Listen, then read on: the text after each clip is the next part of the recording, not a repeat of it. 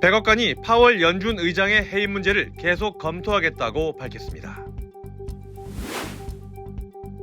플로리다주에서 미국 시민권자인 남성이 아이스에 체포되는 일이 발생했습니다. 트럼프 행정부가 이번엔 하버드 대학에 해외 기부금에 대한 자료를 제출하라며 압박 수위를 높였습니다. 하버드 대에는 기부금이 쏟아지고 있습니다. 최근 미국 부유층 사이에서 자산을 스위스로 옮기려는 움직임이 뚜렷해지고 있습니다. 미국 국적의 남성이 중남미 벨리지 상공에서 소형 항공기를 납치하려다 다른 탑승객의 총에 맞아 숨졌습니다. 시청자 여러분 안녕하십니까? 4월 18일 금요일 SBS 뉴스 시작합니다. 백악관이 연준의 파월 의장 해임 문제를 계속 검토하겠다고 밝혔습니다. 트럼프 대통령은 금리를 내려야 한다고 다시 압박했습니다. 오늘 첫 소식 워싱턴에서 김용태 특파원입니다. 미국 월스트리트저널은 지난 몇 달 동안 트럼프 대통령이 독립기관인 연준의 제롬 파월 의장을 해임하는 방안을 은밀히 논의해왔다고 전했습니다.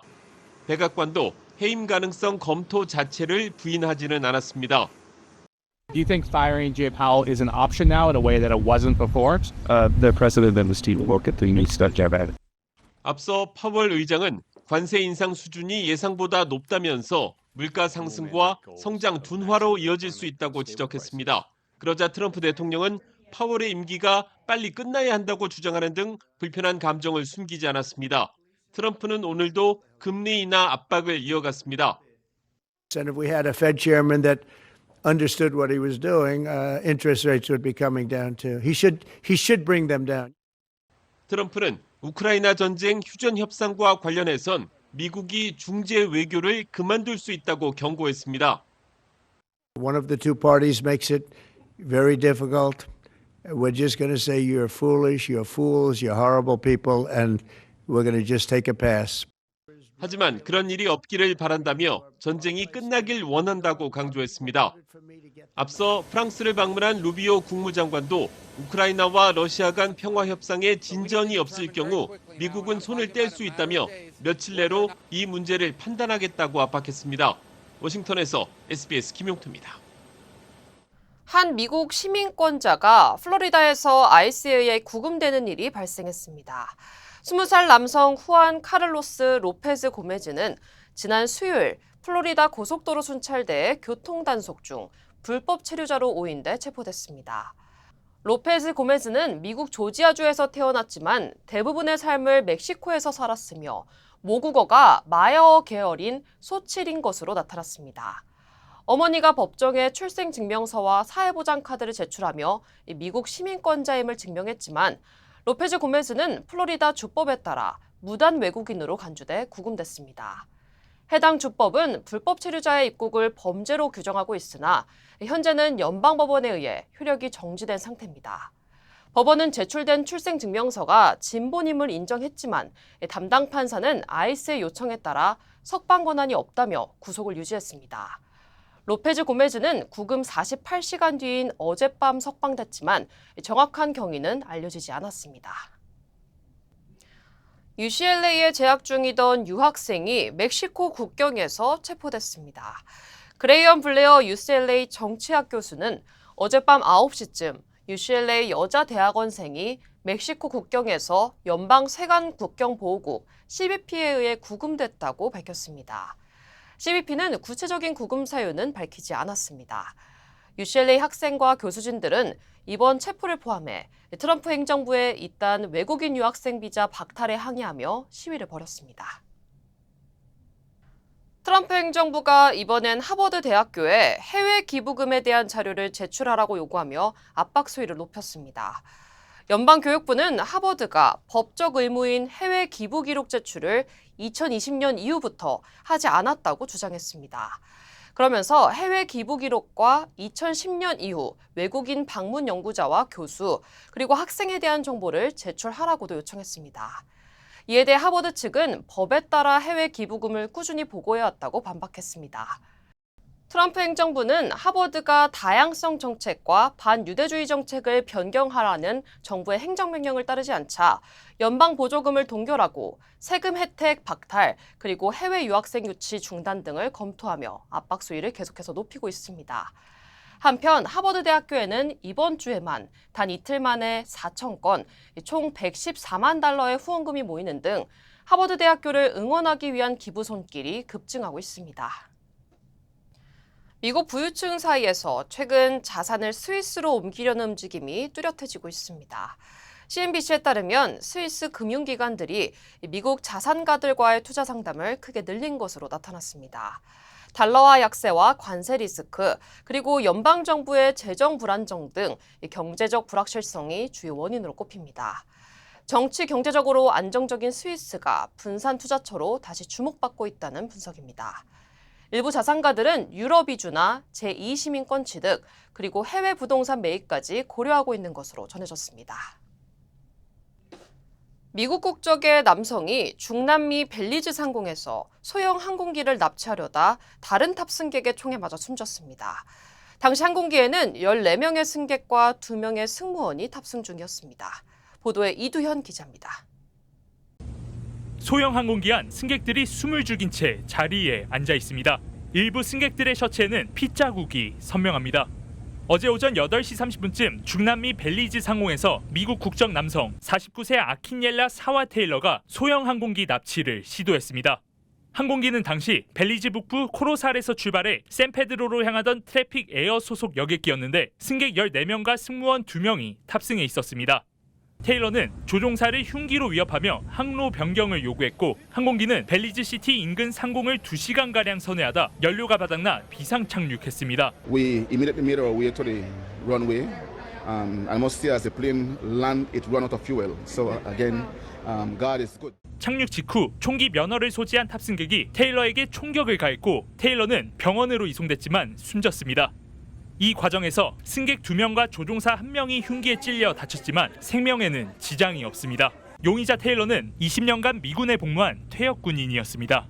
그는 미주리주 고등학교에서 미식축구 코치로도 활동했으며 4자녀를 둔 가장이었던 것으로 알려졌습니다. I don't think he'll do something like this. He's okay. He's not on any medicine. He had no sign of any post-traumatic stress disorder. 현지 경찰은 테일러가 며칠 전 벨리즈 입국을 거부당한 점을 확인하고 불법 입국했을 가능성을 염두에 두고 사건 경위를 조사하고 있습니다.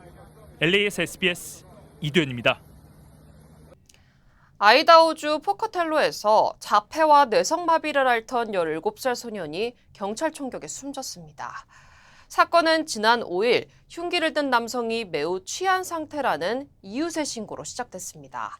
현장에 출동한 경찰은 울타리 너머에 있던 소년 빅터 페레즈에게 흉기를 내려놓으라고 경고한 뒤 이를 듣지 않자 9발을 발사했습니다. 페레즈는 병원으로 옮겨졌지만 뇌사 판정을 받고 일주일 뒤 숨졌습니다. 유족은 경찰의 과잉 대응을 지적하며 포카텔로시를 상대로 소송을 예고했습니다. 현재 사건은 중대사건 대응팀이 조사 중이며 관련 경찰 4명은 직무에서 배제됐습니다. 네브라스카주 오마하 인근에서 강한 토네이도가 발생해 주택가를 강타했습니다. 국립기상청에 따르면 어제 오마하 지역에는 야구공 크기의 우박이 쏟아진 뒤 토네이도가 이어졌습니다. 이 토네이도로 상업용 건물 한 동이 완전히 붕괴됐고 건물 안에 있던 픽업 트럭과 온라인 판매용 물품들이 큰 피해를 입었습니다.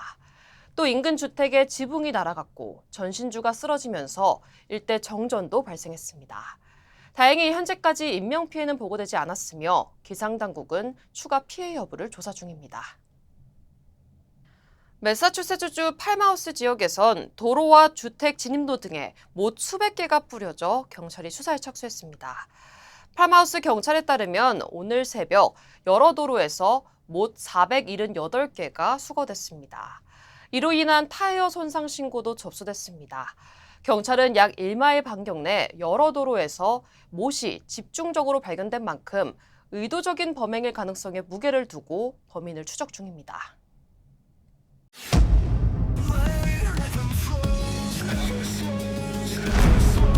Every time you feel defeated, find your flow within.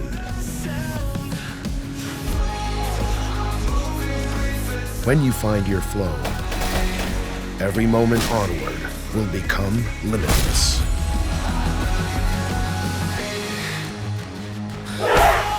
Find your flow every time.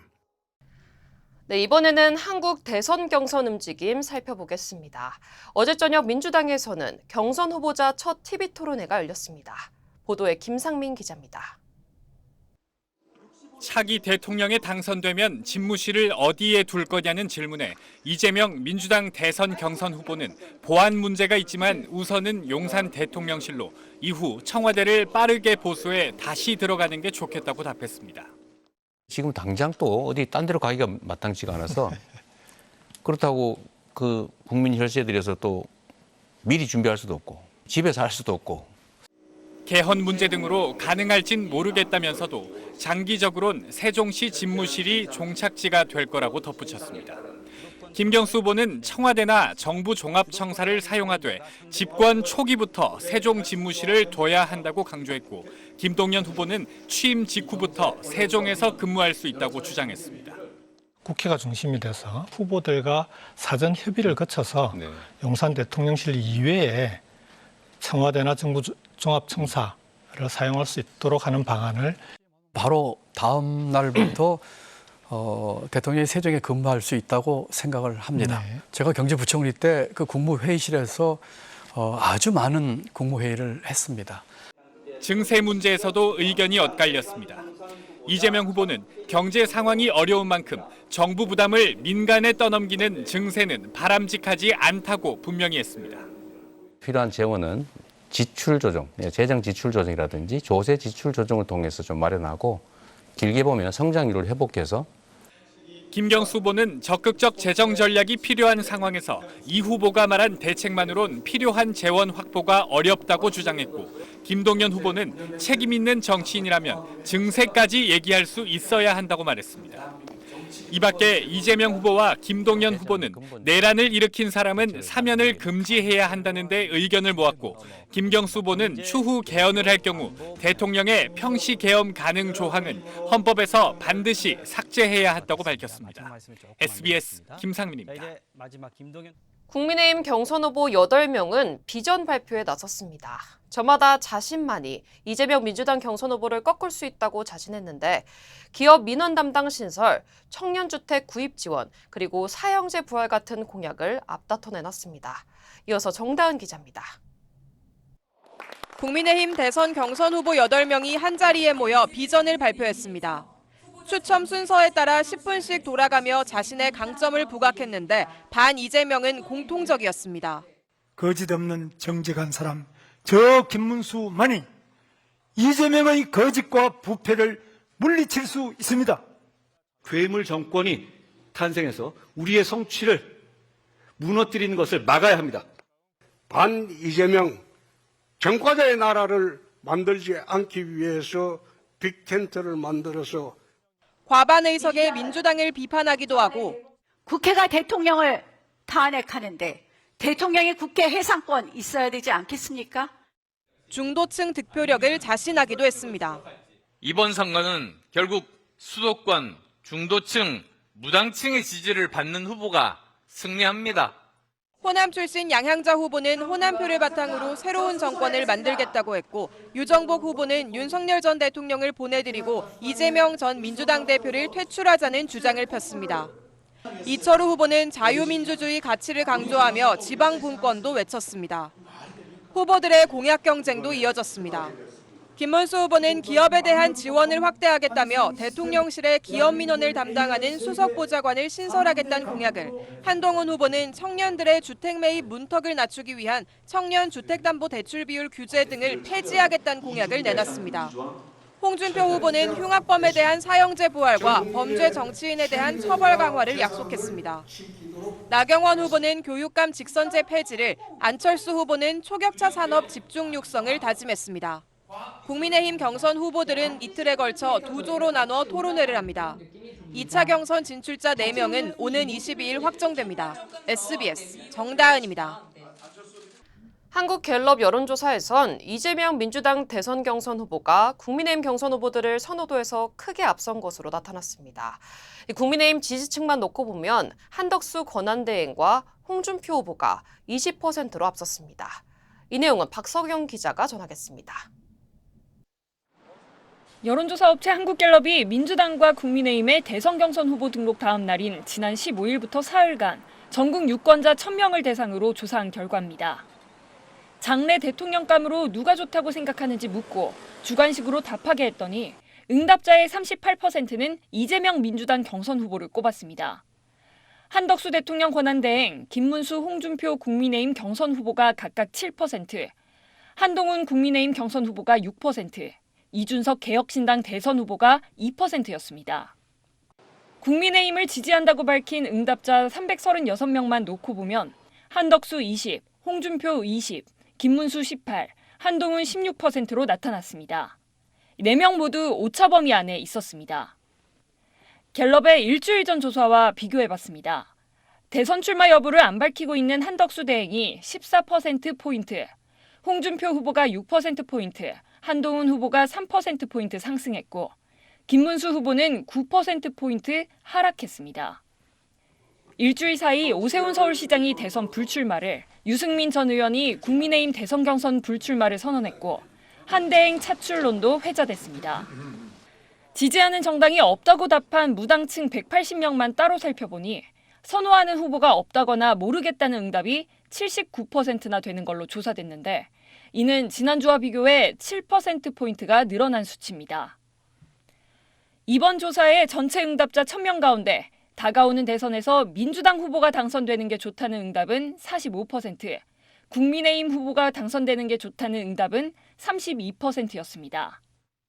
한덕수 대행의 직무 수행에 대해선 잘하고 있다 41%, 잘못하고 있다 50%로 조사됐습니다. SBS 박석영입니다. 미국이 중국에게 또 새로운 압박 카드를 꺼내들었습니다. 미국에 들어오는 중국산 선박에 입항 수수료를 물리기로 한 겁니다. 먼저 워싱턴에서 남승모 특파원이 보도하겠습니다. AI 칩 수출 통제로 대중 압박에 나섰던 미국이 이번엔 중국의 해운, 조선 산업을 겨냥했습니다. 미 무역대표부는 중국 해운사와 중국산 선박을 운영하는 해운사 등에 미국 입항 시 수수료를 부과하기로 결정했다고 밝혔습니다. 중국 기업 선박은 톤당 $50, 중국 외 국가가 운영하는 중국산 선박은 톤당 $18를 내야 합니다. 180일 뒤인 오는 10월 14일부터 적용돼 단계적으로 인상됩니다. 전 세계 상업용 선박 시장의 51%를 점유하는 중국을 정면으로 겨냥한 조치입니다. 한편으로 우리 조선업계는 선박 주문이 늘어나 반사 이익을 누릴 수도 있습니다. 트럼프 미 대통령은 압박과 함께 중국과의 대화 의지도 밝혔습니다. 중국과 대화 중이라고 했는데 시진핑 중국 국가주석과 통화했는지를 묻자 이렇게 답했습니다.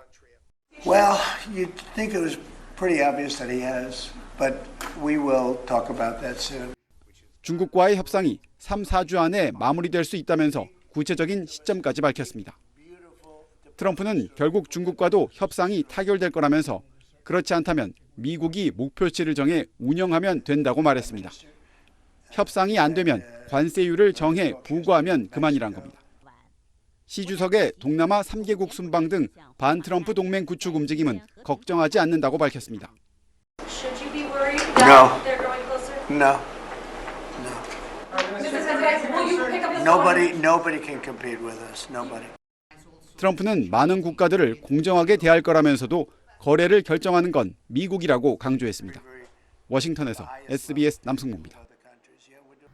이렇게 미국이 해운, 조선업까지 건들고 나서자 중국은 곧장 날선 반응을 보였습니다.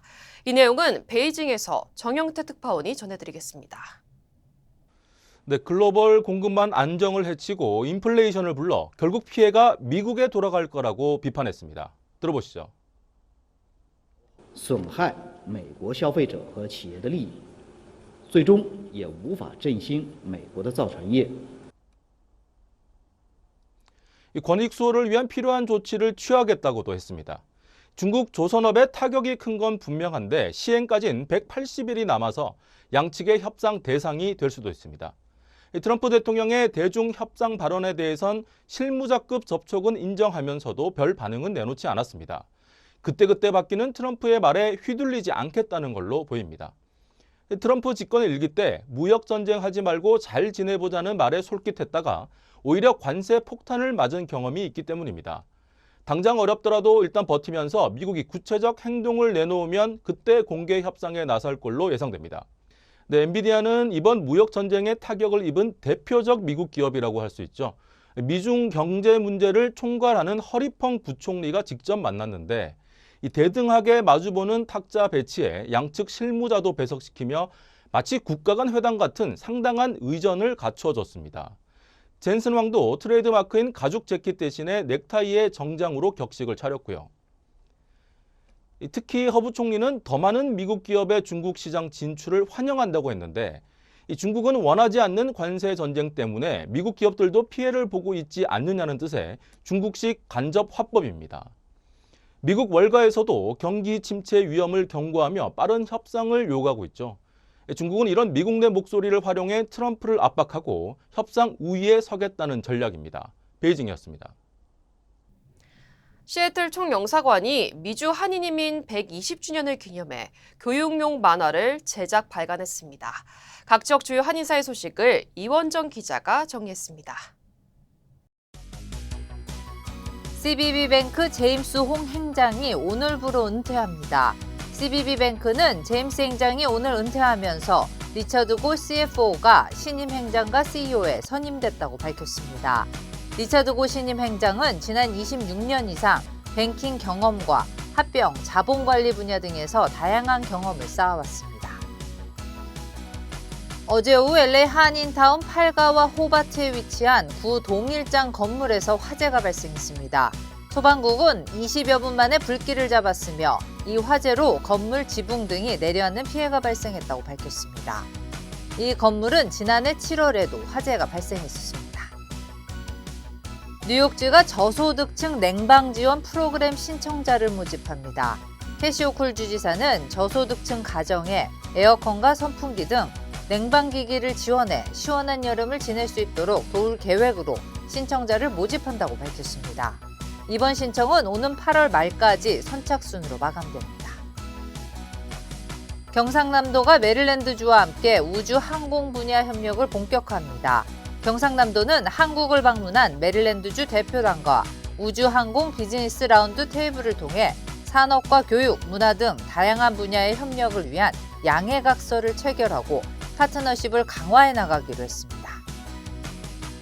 시애틀 총영사관이 미주 한인이민 120주년을 기념해 교육용 만화를 제작 발간했습니다.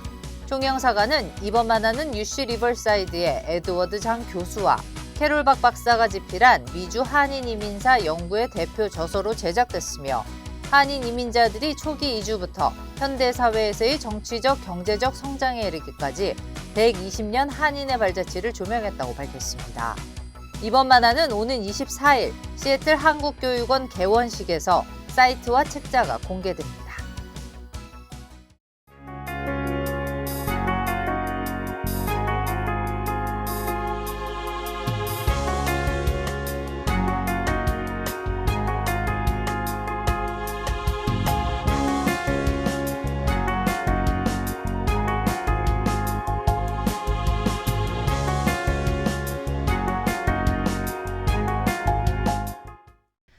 (4월 18일) 금요일 SBS 이브닝 뉴스 마칩니다. 시청해주신 여러분 고맙습니다.